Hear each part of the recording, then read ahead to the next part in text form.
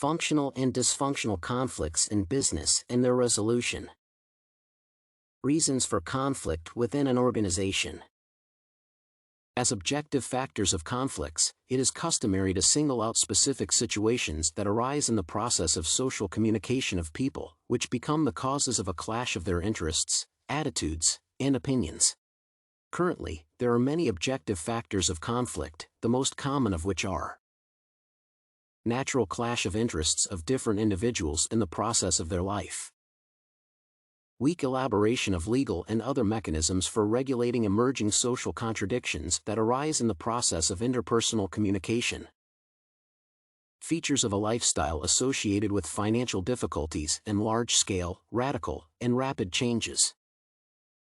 In its formation, perception passes through a set of filters, which is performed by values, motives, goals, a person's worldview, education, professional qualities, social status, culture, and life experience. In addition, perception is influenced by psychological effects that significantly transform the information and impressions of interacting subjects. Conflicts further complicate this process and distort perception, which, in turn, is a significant obstacle in resolving a problematic situation. The role of functional conflict. Functional conflict leads to optimistic consequences for individuals, groups, or organizations. On the positive side, conflict can reveal the existence of a problem, and this makes it possible to solve it. Due to the conflict, all possible solutions to the problem can be subjected to careful consideration and repeated revision, which guarantees the accuracy of the implementation of the designed plan. A conflict can increase the amount of information used to make a decision. Moreover, it offers new opportunities for creative work performance by an individual, a group of people, or the entire organization. An effective manager can contribute to the emergence of constructive conflict in situations where a sense of satisfaction with the existing state of affairs hinders the necessary changes and evolution. Functional conflict is a necessary stage in the evolution of an integral structure during the transition to a new level of development. Therefore, the subject of contradiction in a functional conflict is functional interrelationships and problems in the development of an integral organization. The role of dysfunctional conflict. Dysfunctional conflict, or destructive conflict, leads to losses at the level of an individual, group, or organization. It disrupts the group's cohesion, generates hostility between people, and creates a general negative environment at work. This happens, for example, when two employees are unable to work side by side due to interpersonal differences or when they are unable to act because they cannot agree on the goals of their group. Destructive conflicts of this type can reduce work productivity and a sense of satisfaction from doing work and contribute to an increase in absenteeism and staff turnover. Managers should be very wary of dysfunctional conflicts and quickly take measures aimed at preventing, eliminating, or at least minimizing their negative consequences. In addition, destructive conflict is not able to solve the most important issues. Considering destructive behavior in the context of work activities, employees face a significant decrease in motivation and discipline, as well as a deterioration in the emotional and social climate within a social group.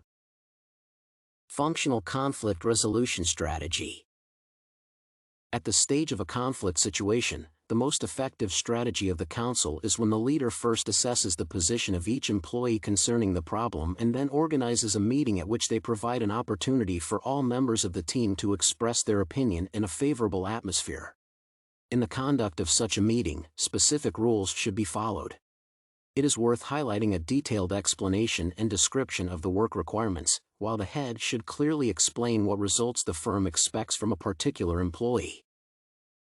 Functional conflict contributes to favorable changes in the organization.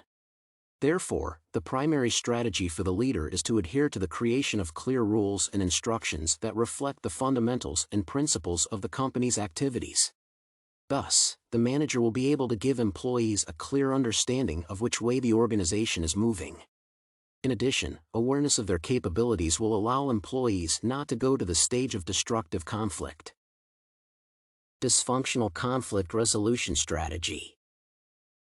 At the stage of the conflict, that is, in a situation of active confrontation between the parties, the leader needs to maintain a neutral position and not get involved in the conflict.